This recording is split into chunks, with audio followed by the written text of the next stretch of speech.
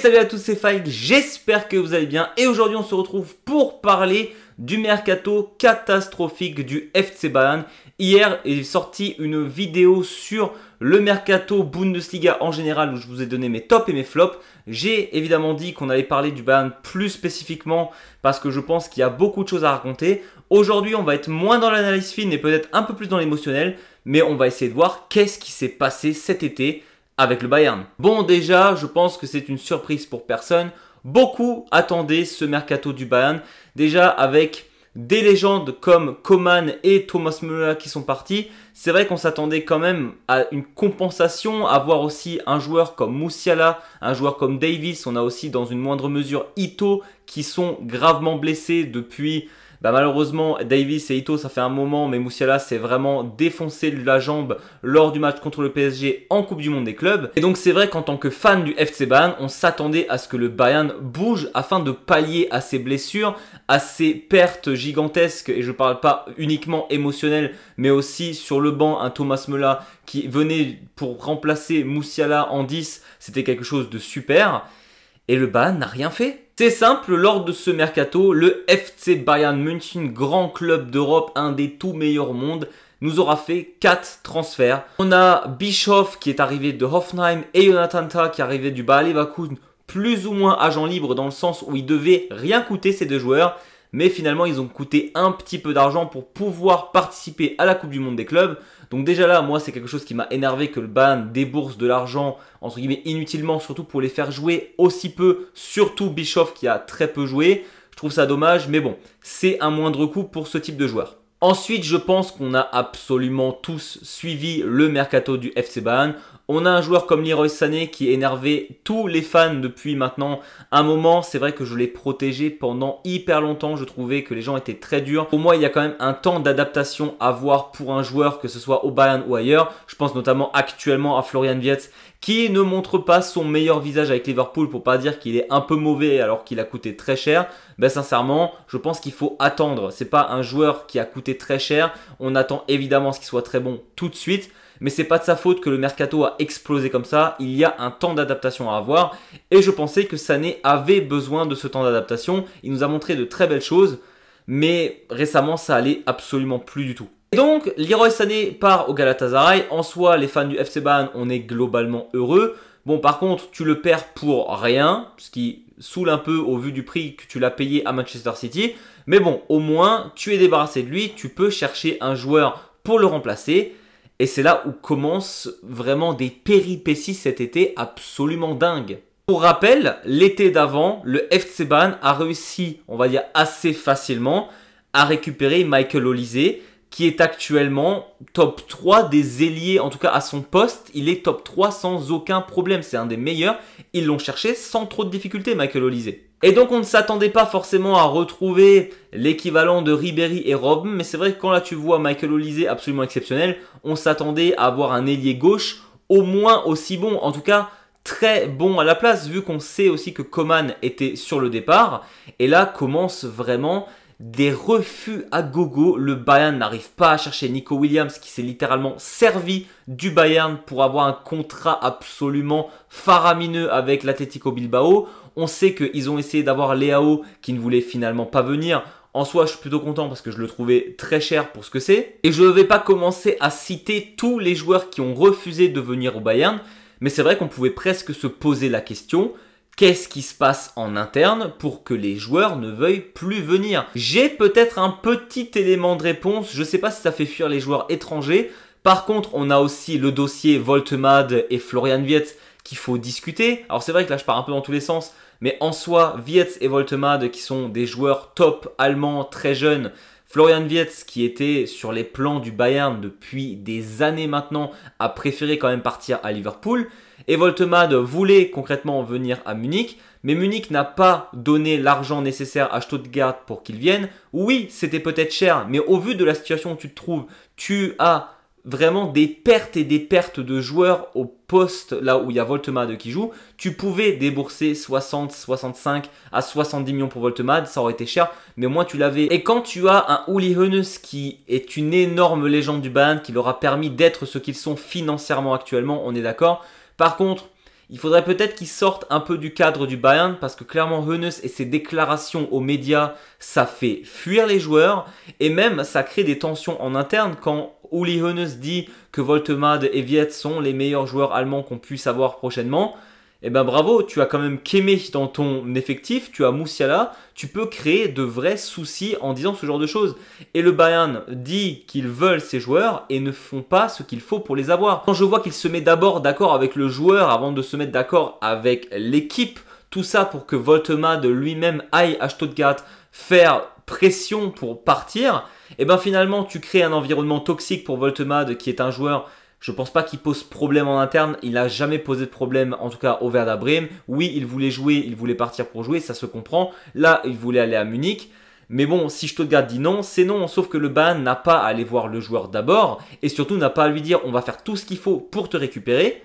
Sans faire ce qu'il faut pour le récupérer et se plier aux exigences de Stuttgart. Même si Woltemade était très cher, Stuttgart en soi avait totalement raison de dire il est sous contrat encore pendant énormément d'années. Si vous voulez ce futur talent qui a explosé tout lors de l'Euro des U21, eh ben vous nous donnez ce qu'on veut. Et ils ont raison. Donc déjà ça, je trouve ça totalement malhonnête de la part du Bayern qui a vraiment mis une pression dingue à un autre club allemand en espérant se dire on est le Bayern, on fait ce qu'on veut. Ben désolé les gars, non ça marche pas comme ça. En plus de ça, tu perds littéralement un joueur qui aurait pu être hyper utile pour ton équipe. Je pense sincèrement que Woltemade aurait été game changer pour le Bayern l'année prochaine. Je le pense sincèrement. Et il est parti à Newcastle. Tu peux que t'en vouloir et dire bravo à Stuttgart d'avoir pas cédé et d'avoir récupéré 90 millions pour Woltemade du coup. Et en plus de ça, les déclarations de Hoeneß pour moi posent vraiment souci dans l'environnement global du FC Bayern. Et donc pour moi déjà tu as deux gros problèmes lors de ce mercato. Tu as très peu de joueurs qui sont venus. On rappelle tu as Bischoff, Nicolas Jackson, on y revient, et Luis Diaz. Tu n'arrives pas à attirer des joueurs étrangers soit parce qu'ils trouvent que la Bundesliga n'est pas assez attractif, ce qui est malheureusement de plus en plus vrai.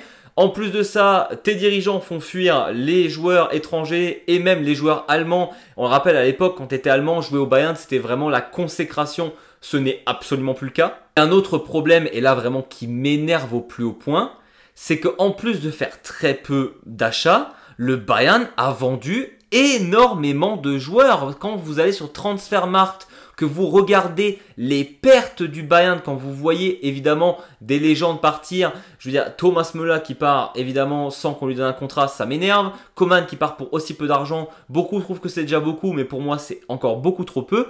Et quand tu vois des joueurs aussi jeunes que Varane, où on n'arrêtait pas de dire bah finalement Musiala est blessé, c'est son moment à lui de jouer en numéro 10 pour le FC Bayern. Ils le vendent. Quand on voit Kusi Azaré qui a eu un contrat récemment, qui a été envoyé là à la deadline en prêt avec option d'achat. Non, désolé, c'est un joueur qui a un talent de fou. On voit bien qu'un joueur comme Musiala a réussi à exploser. Pourquoi ça ne serait pas le cas de Kusi Azaré? Pourquoi tu l'envoies en prêt? Moi, c'est des choses qui m'énervent. Je veux dire, on est tous d'accord quand même pour dire que Harry Kane, c'est tout sauf un joueur qui pose problème. C'est quelqu'un qui est connu pour être classe en tant que coéquipier ou sur les terrains. Avoir un Harry Kane dire littéralement en conférence de presse « Je n'ai jamais joué avec un effectif aussi réduit et ça me fait peur », si Kane dit ça en public et qu'ensuite on ne le voit pas pendant quelques jours à l'entraînement parce qu'apparemment il y aurait eu embrouille en interne, à mon avis, c'est le Bayern le problème. Kane n'est pas un joueur problématique. Et s'il dit ça, c'est qu'il a peur qu'il y ait quiconque qui se blesse et qu'il n'y ait pas de remplaçant pour ce joueur. En plus de ça, on peut parler de la qualité de l'effectif actuel. Oui, ils sont très bons les 11 qui sont sur le terrain.